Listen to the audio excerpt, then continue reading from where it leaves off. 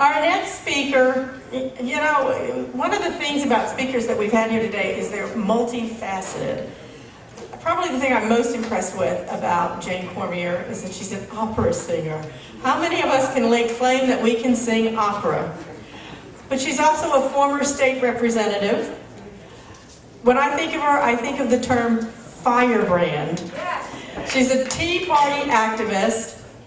And her newest role is the president of New Hampshire Right to Life. And I'm so pleased that she's come today to speak to us about that part of our Republican platform and that part that is so many of us have near and dear to our heart. Jane.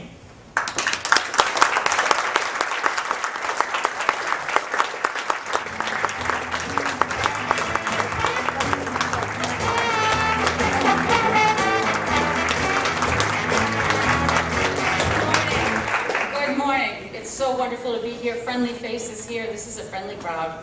I don't always have that gift. I appreciate it when I do get it. So we're here to talk today about liberty. And I think I'm probably preaching to the choir here, but we all know that liberty and life are inexorably connected. And when we start to disconnect that, we get into trouble. We start to lose what it is to be American, what our founders believed it meant to be American. So now that I'm not in the political realm anymore, I'm in the life, sponsoring the message of life world.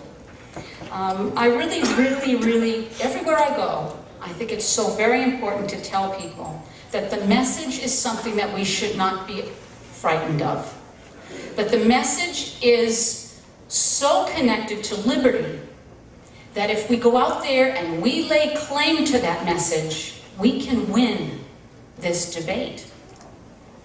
I can't tell you how many times I hear from politicians and from others, well, personally, I'm pro-life, but professionally, I'm pro-choice. Now, I don't know what's worse about that statement, the fact that their pro-life stance is so weak that they can't follow through with it, or the fact that the principles are so skewed, their conservative principles are so skewed that they fall away under the littlest pressure. Just this weekend here in New Hampshire, a prominent conservative politician and I had this very same debate. It leaves me breathless. If you cannot understand the basic human right to life, the right to live, how can you possibly stand by a principled message toward conservatism?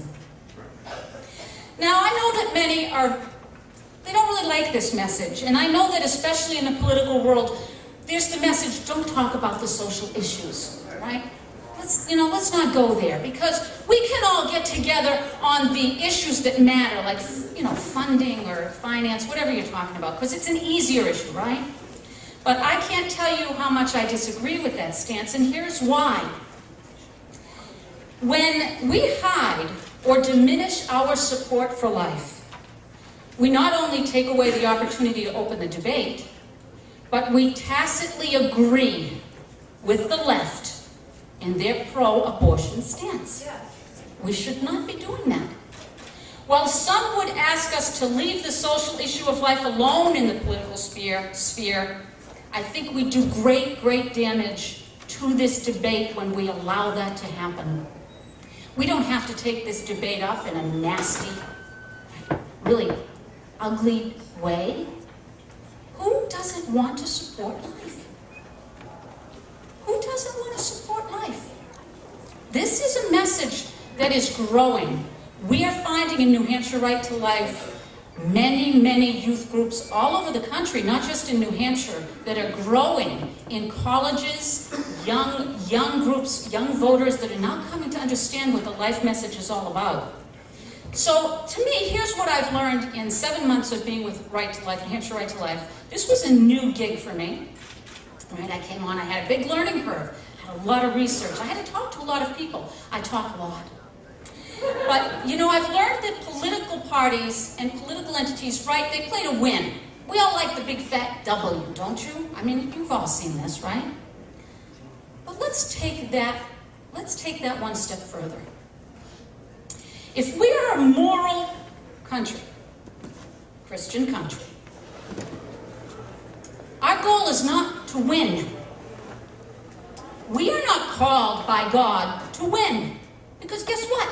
He's going to determine who wins or loses ultimately. We are called to stand. Yes. To stand. And that is something that every single person in this room can do. We cannot lose if we individually take up the banner to stand. So it's ours. That win is out there, and be careful about the win, because sometimes you win something you never counted on. When you play for the W, you sometimes play for something that maybe when you really look at it, at the essence of it, maybe that's not what you really wanted in the first place. We can all stand. That means that this life debate can be an individual mandate, and it's something that none of us should step back from. We're called to stand, and we can win. So we're going to stand by our convictions. We're going to stand by the right to life. And I want you to know it's gaining traction all over the country. We have presidential candidates that now are coming out in forthright support of what it means to support life. Young people groups, they're growing all over the place.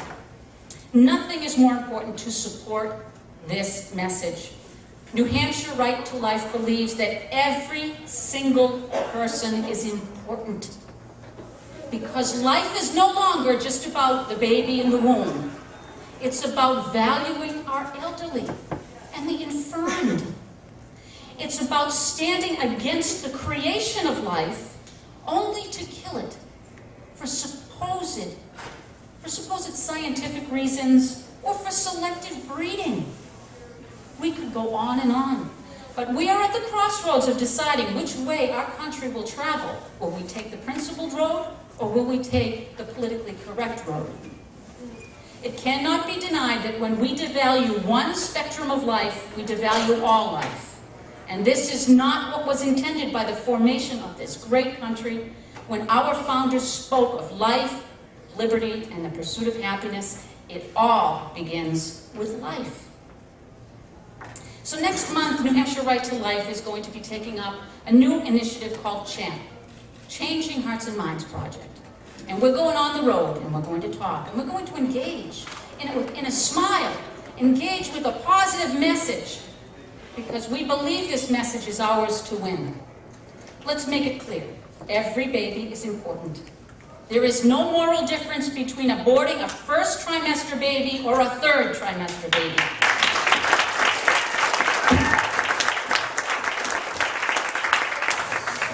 Baby with a soul, spirit, talents, and possibilities.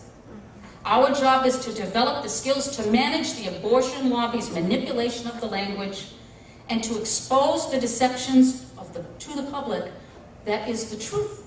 The truth. Tell the truth of abortion. While pro-abortionists attempt to make their cause sound reasonable, we need to make sure that the public understands what the true meaning is behind those words. We will no longer sit and watch politicians straddle the pro-choice fence. We will work tirelessly at New Hampshire Right to Life to inform our voters and hold our public officials accountable for their voting. So I thank you very much for the opportunity to speak with you today. And I thank God every day that I live in the state of New Hampshire. And I thank God every day that there are wonderful people like you that are ready to stand up for liberty, for life, for what our founders believed. Thank you.